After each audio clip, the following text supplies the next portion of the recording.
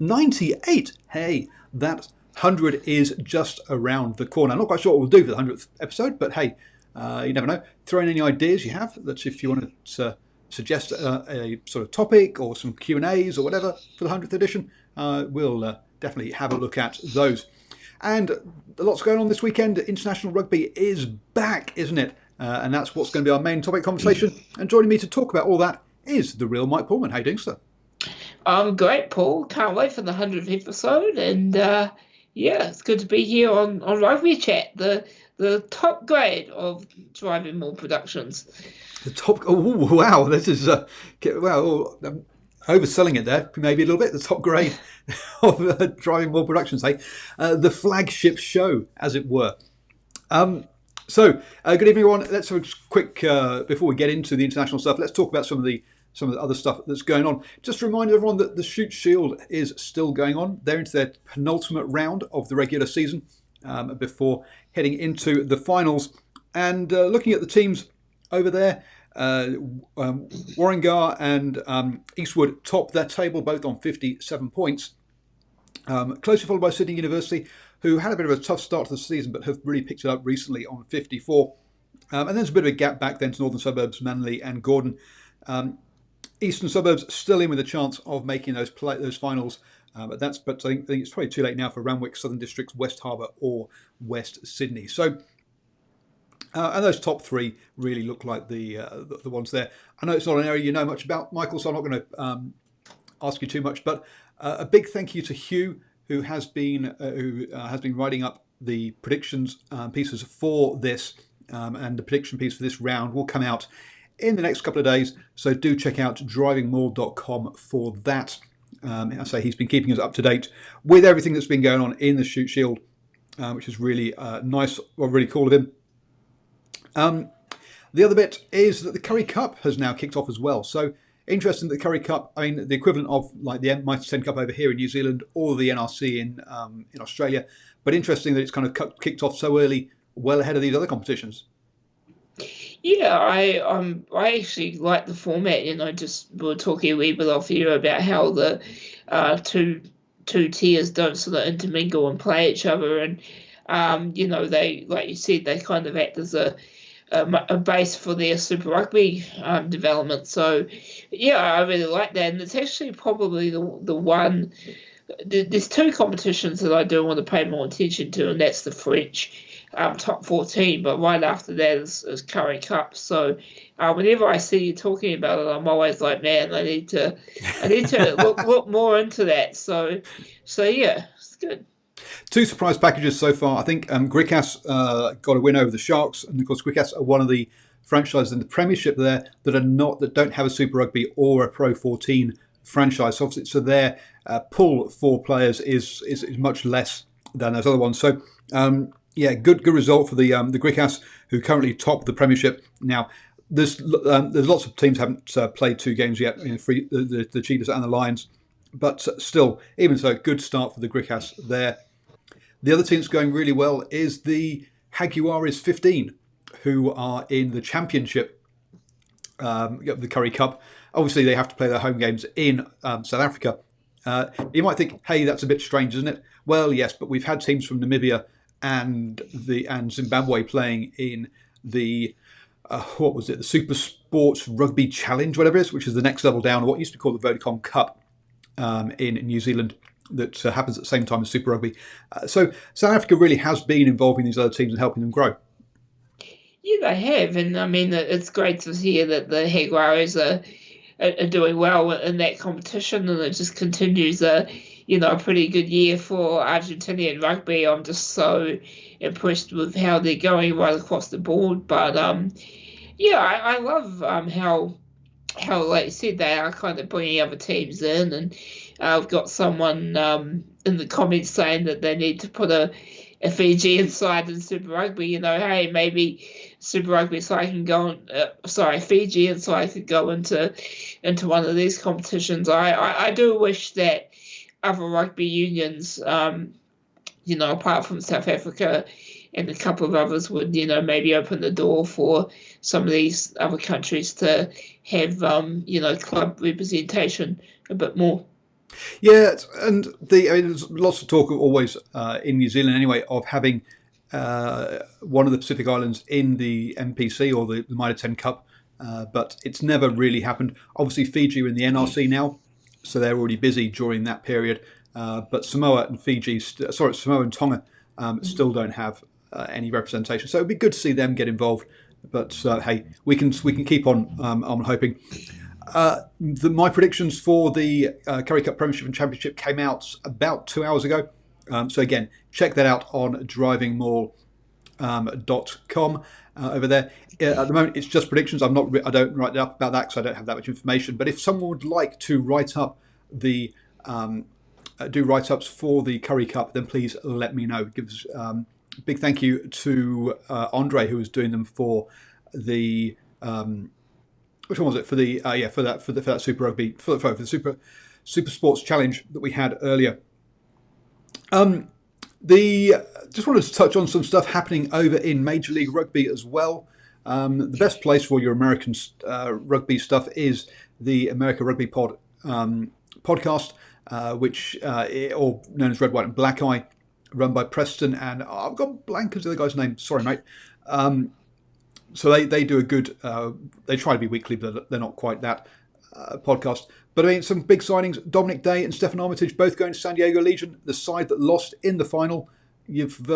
That's two guys going towards the end of their career, obviously, but two quality signings for the for the San Diego Legion. Yeah, and I think it's a trend that's only going to continue. You know, I think particularly for those players that are sort of coming towards the end of their careers, and I think Major League Rugby has got, you know, yes, they're not going to have the financial, you know, powers that other competitions have, but I think in the next few years, Major League Rugby in the US is going to grow. The sport's growing in America. You know, obviously with the success of their sevens and so on. So I think, you know, this is going to be more to come, and I'm really, you know, waiting for, you know, a massive name to maybe go over there as well. But yeah, another one of these competitions that we, you know, rugby fans really need to pay attention to, myself included, because it's going to be a thing, I think. Yeah, and it is something that is available for people outside of the USA and Canada very easily, because you can see it on Facebook Live. You can watch the games live, so it's easy accessible, which is good. I mean, one of those, it's the first kind of fully streamed competition, which is kind of cool. It'd be interesting to see if other sports sort of try and put a few more out via that route. Obviously, we've got already. I mean, got Bastereau going to Rooney as well, which is for now. That's only for Bastereau. It's only for 1 year. He's not. You know, he's going to go back to the French league after that. And I think he's also. So he's there, and I've gone blank as to the ex-English fullback who is playing for Rugby United New York as well, or Rooney, as they're better known. Oh dear. What's his Ben Foden? That's it. So there's a few players there now who are going over. And Christopher says, that it's becoming a retirement league for European players like Japan is for Southern Hemisphere players. I think it's still a long way behind the Japan top league. I think. I think with that too, it's a money thing, and that, you know, like Japan and France, I would, you know, suggest throwing the most amount of money at these players for short-term contracts. So I just don't see the Major League having that financial pulling power, not yet anyway. So no, there's some way off that. What was really interesting though was that obviously we had pro rugby before this that survived to one season and then collapsed. They've managed to have two. We've gone through our second season of Major Rugby. We can see the third season is very positive that it's going to happen. So look, it's becoming an established league, which is great to see. Number one, and one of the things that we've seen from there is that NOLA have been giving out 2 and 3 year contracts, which who are NOLA based down in New Orleans, and that might not sound anything special when we think that players in New Zealand are getting 4 year contracts, and similar stuff in up to 4 years in the UK as well. Normally sort of 3-ish. But this is a major step forward for the American teams to show that actually is putting in these multi-year contracts, is that these players have got some security and they're not thinking halfway through the season, okay, am I going to get renewed or do I have to go look for another job? It's one of those things, one of the downfalls we've seen with the Southern Kings in South Africa was that they never had the stability to give more than 1 year contracts, and so they lost all their players every year, and which you can understand when people have got mortgages and things. So it's good to see that that Major League Rugby is starting to mature in that way as well. Last kind of news item, there's been some rumours over in the UK that, well, actually the first piece is that CVC, the people who have already invested in the Gallagher Premiership, the rumours are that and they're very strong rumours, that the Pro 14 will be signing a similar but much lower cost contract soon, which will mean that CVC have got a stake in both the Gallagher Premiership and the Pro 14. They're also negotiating with the Six Nations Championship to have a stake in that as well. And what that's led to rumours is that the Premiership and the Pro 14 might merge into a British and Irish league of some sort.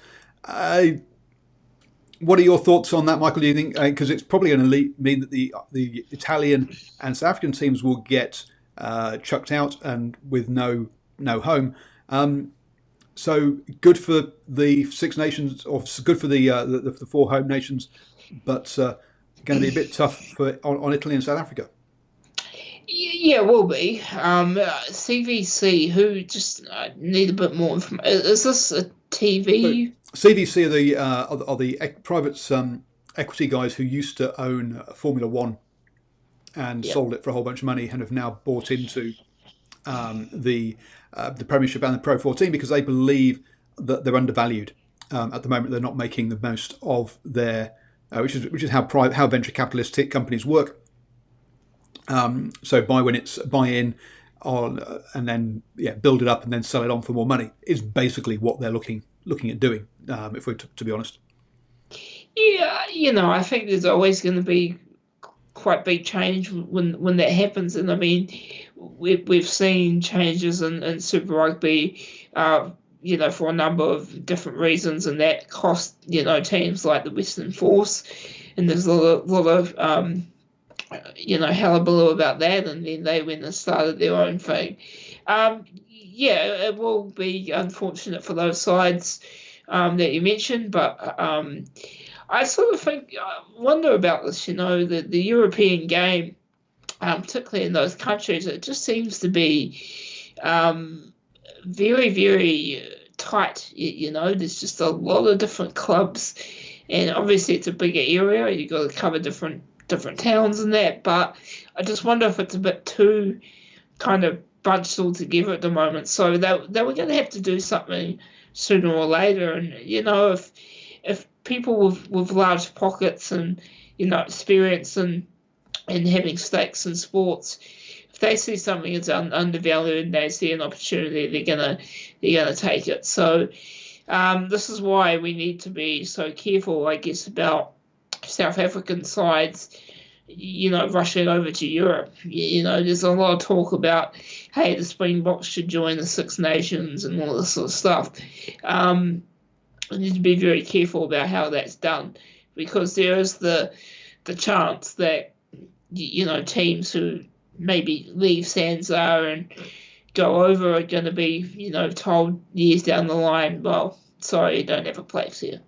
Yeah, it does. That uncertainty isn't good. I will be doing my For Your Ears Only for my Patreon's video. We'll be talking about this topic and going into it in detail. But you're right. There's that kind of problem for those sort of teams.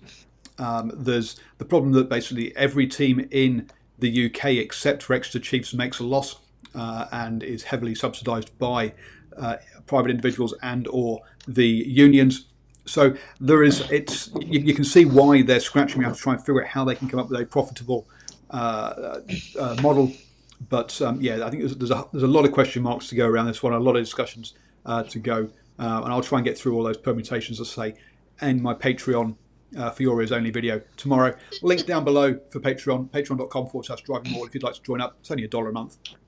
Just on that though, you're right in what you say, but isn't that interesting because the European sides, social media might not be a big deal to some people, but it is in marketing world, and they do a tremendous job with their social media accounts for all these teams, and Glasgow Warriors are one of the best at it. So, yeah, They've done a it's a great shame. job. They've done a great improvement and a great job in in this, particularly this last season when Bristol Bears have come up and really have gone and sort of made everyone else up their game, especially in the Twitter field. So yes, it is. It is they are getting their act together much more on that, but there's still a long way to go for them to. And it all comes down to we talk a lot about the seeing full or really good stadiums and crowds at the European stadiums or the Gallagher Premiership stadiums. But you've got to remember, Saracens is just over 10,000, Exeter similarly about 12,000. They're not 40,000 like Eden Park is, or 25, 30,000 like FMG Stadium is. They are relatively small stadiums, and yes, they are getting around about sort of 9 to 10,000, which is a good crowd. But they're still down on something like the top league where they're getting like 30,000 to a game, or English Premiership football where they're getting 60 to 60 plus thousand to each game. So they do need to get that kind of cash up. Anyway, that's that's our news highlights section there. That's what the kind of the key news points. I think things that are going on. So back to Mickey Mouse moments of the weekend. Now we've had more rugby this weekend. Any Mickey Mouse moments that you saw this weekend? Oh, I think there were a few. I was quite. I guess I'm in two minds about this. I was surprised, but I'm kind of not, the amount of handling errors that we saw.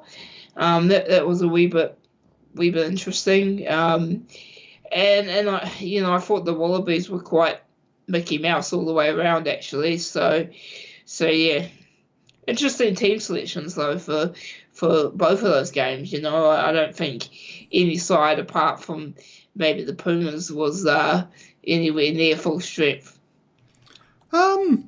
Interesting, because I thought the Wallabies were pretty close to full strength as well. Sure, they got a couple of injuries, but the South African team and the Springboks and the All Blacks both had some very experimental selections in there, which is really interesting to see. Obviously, looking forward to the Rugby World Cup and checking out their depth. As you say, the Pumas were pretty much full strength. One or two changes, perhaps we'll see over the coming months. But that was pretty much a full strength side for them. But I mean, some silly yellow cards this weekend. We obviously first off we had. I was going to say, it was Krill, wasn't it? I think it was for South Africa, who taking the player out in the own net. Come on, we don't see that very often nowadays. He got his timing totally wrong. And then Tupu, look, when the whistle's gone, stop playing. Bashing into people after the whistle's gone is not cool. So two very silly yellow cards there. And as you say, lots and lots of handling errors this weekend, particularly by the All Blacks, which was poor. So we saw a lot of scrummaging this weekend, and I guess one of the points out of that Pumas All Blacks game was the Pumas scrum. We'll go into that game in more detail tomorrow night on the All Blacks edition, where Michael will be joining me with Stephen, and we'll be talking about we'll talk about it from the All Blacks point of view more. But the Argentinian scrum really stood up much better last weekend.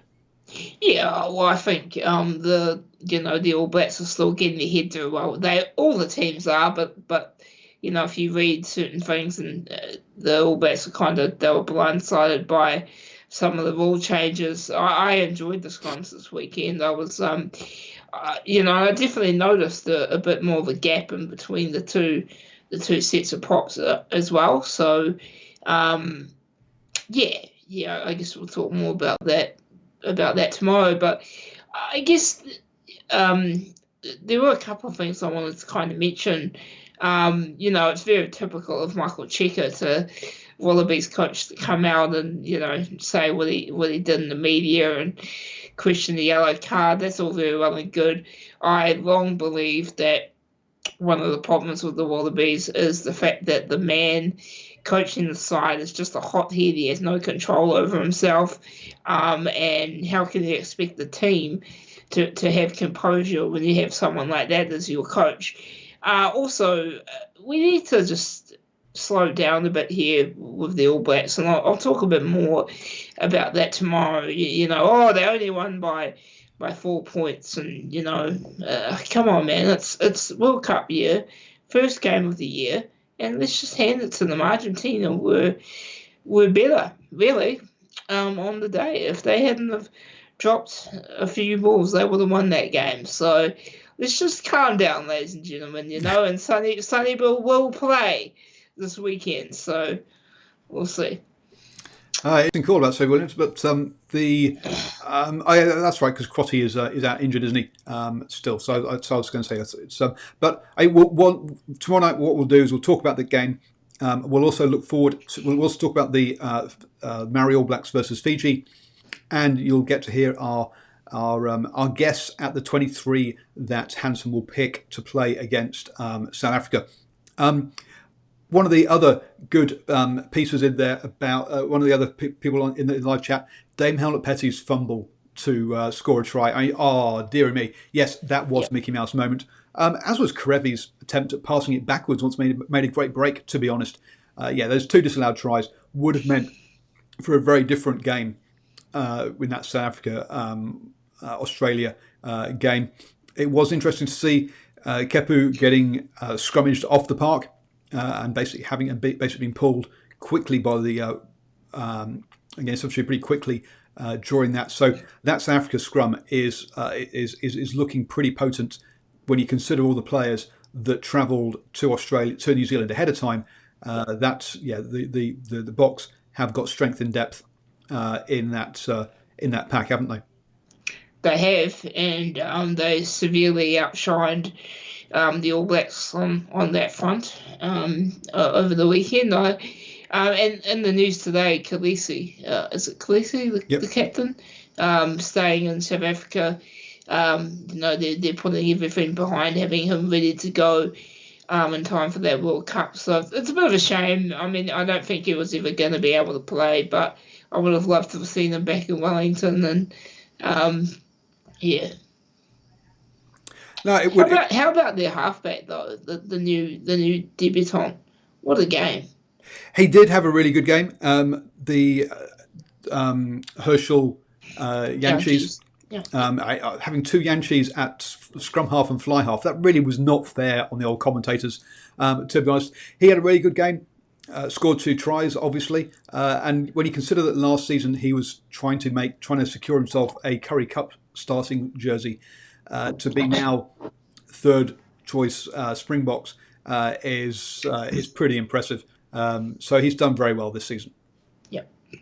To be fair to him, he has got an advantage, which a lot of new players do, which is there's not much game tape about him. So it's going to be interesting to see how it goes with once some teams have got more game tape on him. But yeah, Dame Hewlett-Petty really should not have joined that ruck and leaving that blind side there. So good awareness. He kept himself calm, had a really good game. Yep. Looking forward to this weekend. Obviously, we have New Zealand versus South Africa and Australia versus Argentina. Now, can you remember the last time when we had a round of games where the two away teams were defending off the back of last year? Last year in these two games, South Africa beat New Zealand in Wellington, and Argentina beat Australia as well in Australia. So both these teams come into this one. So it was 1923 last year between Australia and Argentina. So both the away teams are coming in as the sort of reigning champions, as it were, coming into this weekend. That's a rarity. Yeah, it is, and I think both of those teams have every chance of, particularly Argentina, have every chance of getting up over the Wallabies. Yeah, well, everyone will be talking about, how the Springboks perform against the All Blacks, and there'll be a lot of, speculation. Oh, well, players arrived early, so they should be ready and good to go. I don't necessarily believe that. I think you're going to see as we'll talk about tomorrow, you're going to see a much different All Black squad. Both these sides. Southgate have, as you say, sent their starting 15 will be pretty fresh and will be acclimatised, which is good. But the All Black starting 15 is pretty much going to be full of a lot of Crusaders. So again, they didn't travel to Argentina, so it's going to be fair on both the teams there. There's not going to be a particular advantage for the Springboks. You're quite right. It's going to be interesting to see them both put out a much closer to first choice team for the second game. I will say, though, I think if the Wallabies don't do the business against Argentina, there's going to be alarm bells go off if they aren't already, because they got 2 games back-to-back against the All Blacks, I believe, after this. Yep. You lose those. Do they have any other games before the World Cup? I would assume they do. I think they've announced that's right. They've got one warm-up game against Samoa on the 7th of September. So their run-up now is, as you say, the Pumas at home, followed by the All Blacks at home, away to the All Blacks, and then home to Samoa. So they could conceivably go into the Rugby World Cup having lost one game and won only one. Yes, there's a very high probability, and I mean, I'm sort of sitting on, I'll give it away live on the air. I haven't written it yet, but there are a number of reasons why this Wallabies team, I believe, is an excellent way to happen in Japan. But I just wonder how much this fiasco with Folau, and I don't want to make it political, but I wonder how much that has played with the side. I think you're looking at a divided dressing room. I do, and I think Cheika. I said this before, I just don't know if he's the guy. Cheika's an emotional coach rather than a tactical coach, and hence when he came in prior to the Rugby World Cup last year, he brought back Giteau and basically ran with a lot of the tactical stuff that had already been in place, and he just G'd up the boys and got them emotional. So, and that's what he's good at. And we saw that in Argentina last year when he gave them the hairdryer at half time and they turned things around. But there's only so long that shouting works, as you say. There's a couple of problems the Australians have at the moment. Is they have 2 players who make, or historically, the last few years, they've had 2 players that make you change how you play. Yep. You have to change how you play when David Pocock's on the field, because you have to commit more men to the breakdown. Otherwise, he's just going to nick it all the time. You have to change how you play against Folau, because you can't kick in the same way. Now, you remove those 2 players from the Wallabies, and suddenly you don't have to change how you play. You get to play your style of game. You don't have to think too much about what are we going to do because of what they can do, which allows you to play your own game. And there are very few players around in the world like those 2 that make the opposition have to change how they play. And because they haven't got either of those 2 anymore, or at the moment, Pocock may come back from injury, that makes it much easier for teams to prepare to play them. Yeah, and I mean, I'm still not. I can't believe I'm saying this year. I'm still not convinced about Foley at 10, and I mean, Guinea. He came off the bench in South Africa. Yes, they want to kind of rest him moving forward, and I think it was White was back involved at scrum half. A number of areas where I don't know if they have, whereas you compare them to the All Blacks, Barrett, Aaron Smith, Ben Smith, Goodhue in the midfield. I don't think Australia really have that position, all their positions where they got certainty and confidence.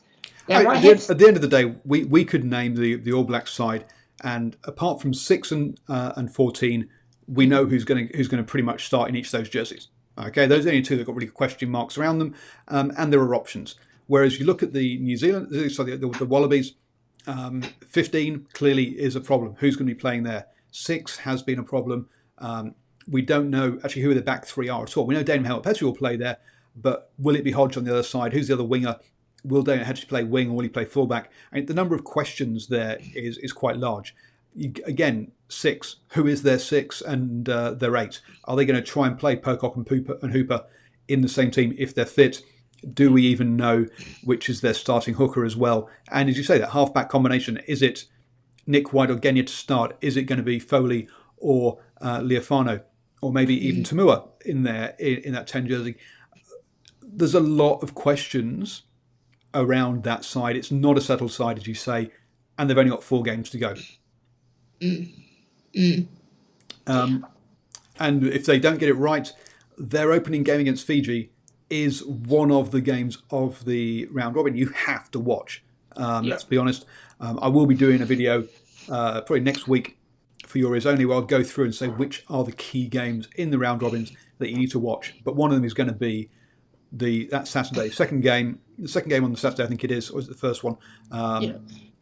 Australia v Fiji. They have to hit the ground running when they reach the Rugby World Cup. They do not have a couple of soft games to warm up in. Well, got a sort of politically slanted question in the chat. I'll let you get to that, but I did, just on Fiji, I did want to ask you what you thought about and we might talk about this tomorrow, what do you think about the Māori All Blacks turning their back on the Fijian challenge? That's what we'll definitely talk about tomorrow night as part of the All Blacks edition. But to me, I think people are getting too precious about this. I'm a great fan or a great believer in what's in kind of David Campese's style of what you do, which is you go away down your own and you ignore it. Do whatever the opposition does not want you to do. Now, the All Blacks want you to respect it and face up. So do something they don't want they don't want to do, which is go away and just ignore it and just say, hey, it doesn't really matter. A bit like when you talk playing Wales in Cardiff. Wales want you to close the roof because it makes the atmosphere better. So what do? You leave the roof open every time. Do what the opposition don't want you to do. So, absolutely no problems with it. I do think that the Maori All Blacks hacker perhaps takes a bit too long. And they could simplify a little bit, but yes. Yep. Cool. So the political comment in the chat is about quotas and is it working to bring that we're getting more players of colour, quality players of colour coming through. And as Andre says in the chat, we don't have enough time for that topic. We don't. I did. There are 2 topics, and it was funny. I was talking to a Welsh guy today. So there are 2 topics that I tend to try and avoid in rugby. One is the quota system in South Africa, and 2 is the question around should there be a team in the valleys and the politics around the franchises or the super clubs or the regions or whatever you try and call them in Wales. Those are 2 topics which if you get onto, explode on Twitter. Put briefly here, as far as the quotas one go, I think positive discrimination or the encouragement of those players through clearly will have helped. But I do think it's also forced a whole bunch of players abroad, a bit like in cricket as well. So it's I think there's a way of encouraging players through and using and possibly supporting them without having to necessarily go down the quota system, which I think is. But there you go. That's just that's a personal opinion, but I do think they need a bit of a leg up and help through. In a similar way, one of the things we just talked about before, Michael, is the female game, and that one of the arguments is that the amount of money that goes towards it and the amount of money they should be paid should be about should be about the money they bring in, and that's why they get paid less, etc. Personally, I think that there needs to be a subsidising of the women's game from the men's game to help build it up, and then let it become self-sustaining. So I think in a similar kind of way with the players of colour, that there needed to be subsidising a help up to get to increase the participation. Yeah, let me just try and stay calm on that. I think the ideology that the women's game should only be invested in terms of what it's bringing currently is complete and utter bogus. They simply don't have the same opportunities. In terms of, but I think they'll get there in the future, and then I think that will, the more quote unquote leg up you can give, the more incentive it's going to provide for young girls in school to play more rugby. I mean, that you're competing with soccer, netball, and the Silver Ferns World Cup win is only going to probably improve those numbers. But just on the Springboks thing, all you have to do is look at a guy by the name of Khaleesi, the Springbok captain. He's one of the South Africa's best players, if not their best player. He is a golden shining example of why this has worked. I mean, can you imagine a player of colour being the Springbok captain even 10 years ago? Probably not. Probably not, but I mean, we have players like the Beast come through now. He's the most capped prop in, and the most capped prop for South Africa, who's been playing there for a long time. So I mean, there have been opportunities. Whether they would have been captain or not, I guess, is another thing. Yeah, and I think would we have seen these players if not for that quota system, which even till this day, as you said, it really creates a lot of discussion and hey. So Kristen mentions there's a whole bunch of changes going on in Japan. Let me read up on that one, have a chat about that. But yeah, it does look the administration in Japan is a mess. But yeah, jumping around a bit there. Talking of Japan though, the Pacific Nations Cup kicks off this weekend. Is there a competition that actually here's a competition that probably changes format more frequently than Super Rugby?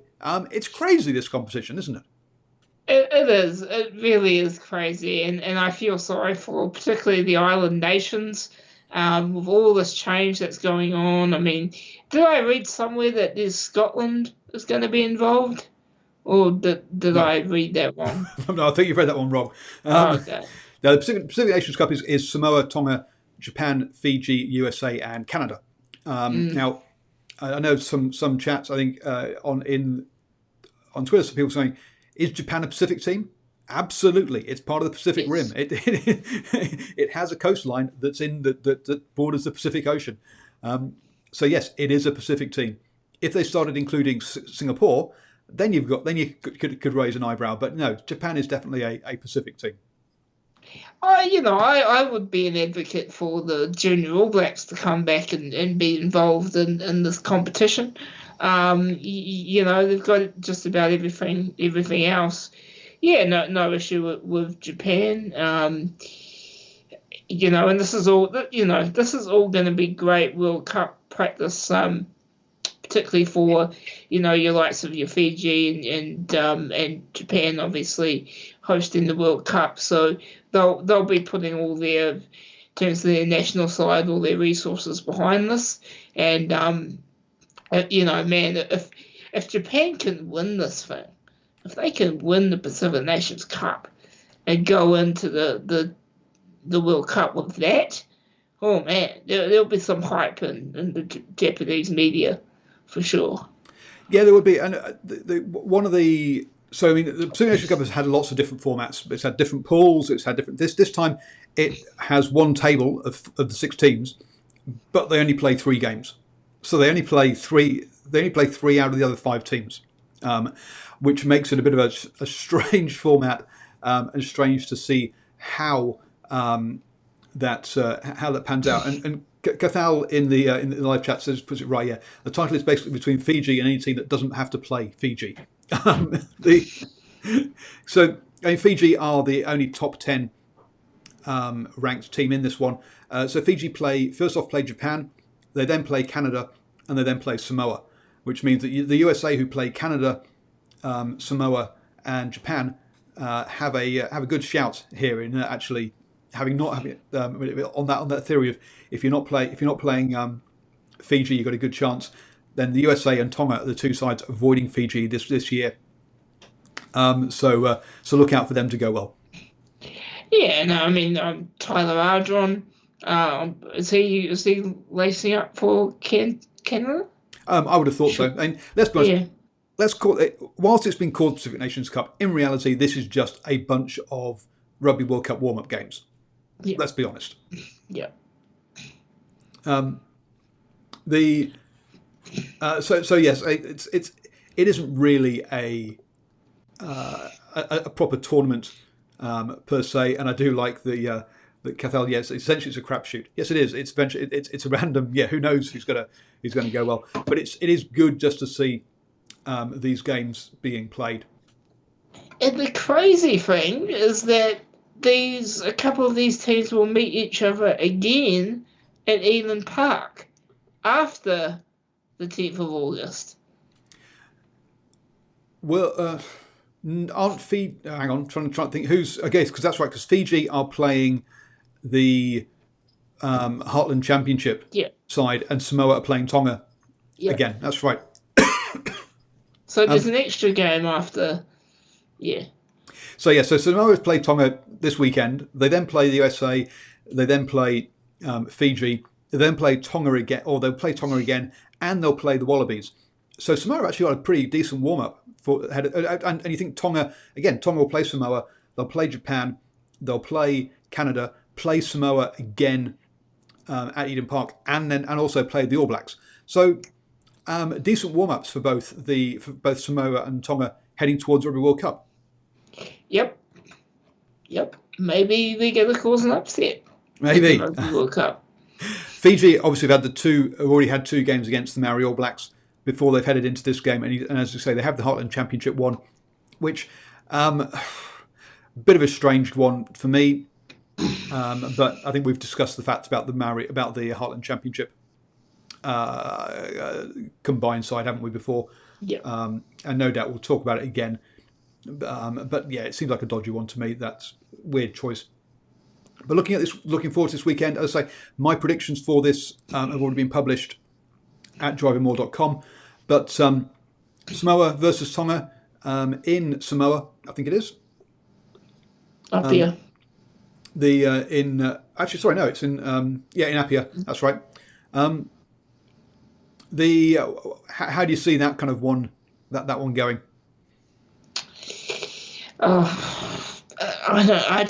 I can't predict these games. I mean, it could go either way. Honestly, I think if I had to guess now, I'd have to say Samoa.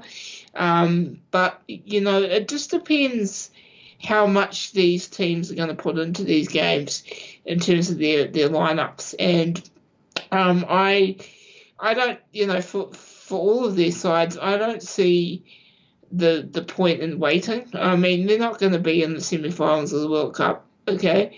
I think they need to throw all their resources into, the here and now, and if you get some injuries moving into Japan, well, you get injuries. I would really like to advocate that these teams just play this, with the best amount of talent they can. Yeah, absolutely. So I don't know. To answer your question, I'll go Samoa. I'm going Tonga. They've improved well over the last 3 years. Qualified second out behind Fiji and ahead of Samoa for the Rugby World Cup. So I'm backing Tonga in that one, but it should be an absolute cracker. They've been very close games over the last couple of years. Japan versus Fiji. That could, if we see first choice sides from both of these teams, that is going to be an absolute cracker of a game.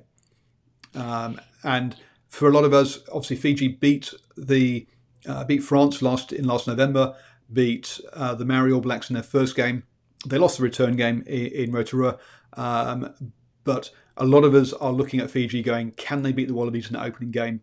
We think they've got a good crack, and if they're going to do that, they're going to want to have a good game here in Japan against Japan. Totally.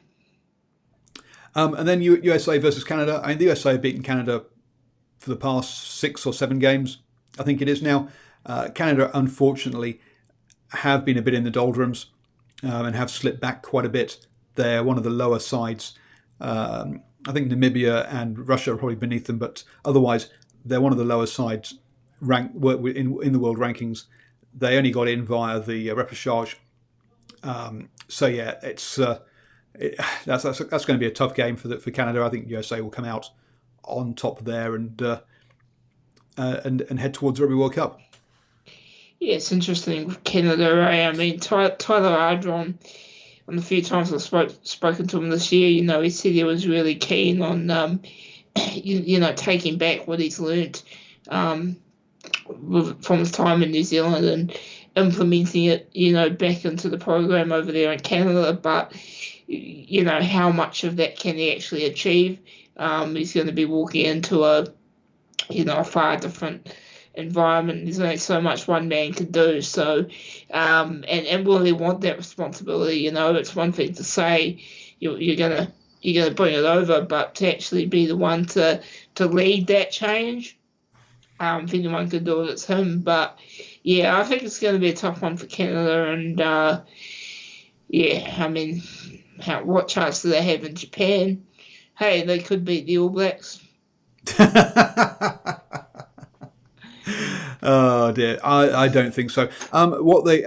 Canada obviously they've had a team in the Toronto Arrows in Major League Rugby this year, which means a lot of their players have actually been full time for the first time. So their strength and conditioning should be better, and they should be starting to see the benefits of having a full time professional team in Canada. But we saw that last year when the United States beat Scotland with a last kick of the game. They were playing much deeper into games because their players had better conditioning. Hopefully we'll start to see something like that from Canada, but I still think it's a long way to go for them. Yeah. To be honest, so they really do need a second Major League Rugby team, to be honest. But it does look like that they're having problems funding that and finding people to take it on. The Vancouver, British Columbia, which was the kind of the area where you'd expect it to be the other team in Canada, it doesn't seem to get its act together to put a good bid in, and so unfortunately that seems to have fallen away. But so yeah, we'll have to wait and see how that all pans out in Canada. Yeah. So I think we've covered off the main topics that I had noted down. Any things that you want to have a quick chat about? Oh, no. Congratulations to Hal Tapu for winning the Waikato Premier A club competition over Fraser Tech in a soggy FMG stadium over the weekend. And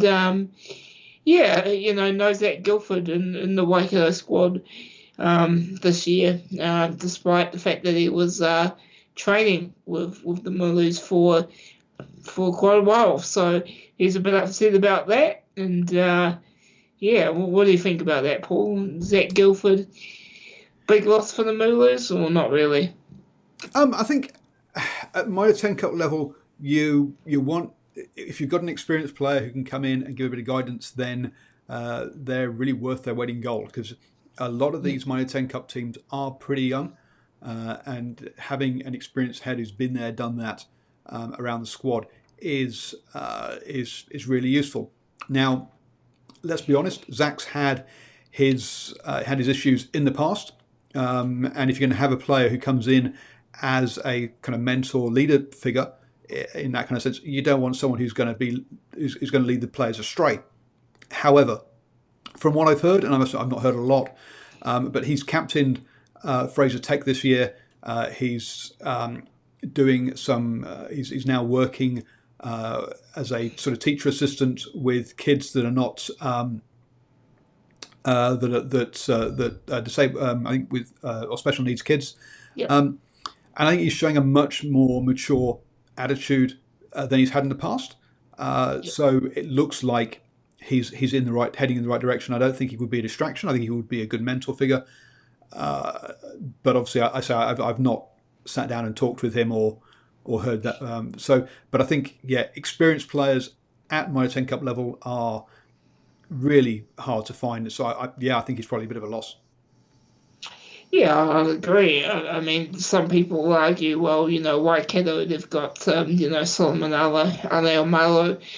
They're going to have Dwayne Sweeney again and Fletcher and guys like this. But yeah, that was a wee bit of a surprise. So hopefully try and find out a bit more about that. But, from the little I know about Andrew Strawbridge, I think he's the sort of guy who, and this might be confirmed tomorrow, who knows, but I just wonder if he's not prepared to take any risks on that front, player behaviour, etc. It's a massive year for Waikato. They're finally back into the top grade. And well, God, they've only had 1 year out, so say finally back is a bit is a bit harsh, but yeah, they've got promoted back up. Looking around at the teams up there, they're going to have to put in a decent performance to stay up. It's not going to be easy. If I had to, off the top of my head, I think it's probably going to be between them and counties for survival in that top division. So it is going to be a tough season, and any disruption or any injuries, and I think they'll be seeing they'll find it tough. Andre, good point about talking about referees' appointments made for every World Cup. We haven't covered that so far in Hash Rugby Chat. I'll put that down for next week because I've not looked at it in detail, so I can't talk about it right now. Apart from the fact that I think New Zealand have 2 or 3 French refs in the in the group stages. We have 2. Yeah. So yes. So I need to. I'll have a look at that, and we can talk about that next week. Cool. So yes, Mitre 10 Cup coming up. As we say, interesting to say that Zach hasn't been involved. I did see him play the other week, for Fraser Tech when they lost to Hautapi. Not surprised that they got up over Fraser Tech again in the final. I think Fraser Tech probably performed ahead of their expectations to even make the final, in all honesty. Yep. I was in Thames Valley, watched with Tyro last weekend for their last group game, where they lost to Thames with a last-minute try.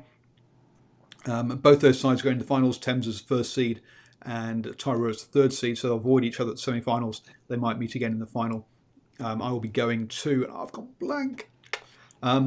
Where it is for the semi-final that Tyro will be at. So if you're around in the Thames Valley area, come over and watch that game.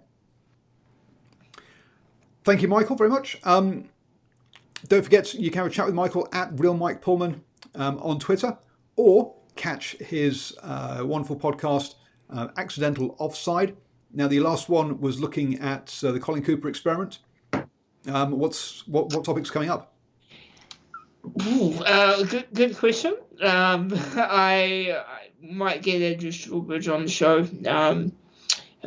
Coach of Waikato, get him on the show. And also assistant coach of the Chiefs. Yeah, also assistant coach of the Chiefs. I thinking more and more about Zach Guildford. I'd love to have a chat with him. I don't know. He follows me on Twitter, so hopefully he's watching this and he'll reach out. But I Cornflake Crib. I know you'll be watching. I've got my eye on you. Don't worry, I haven't forgotten. Love your content, mate. So keep it up.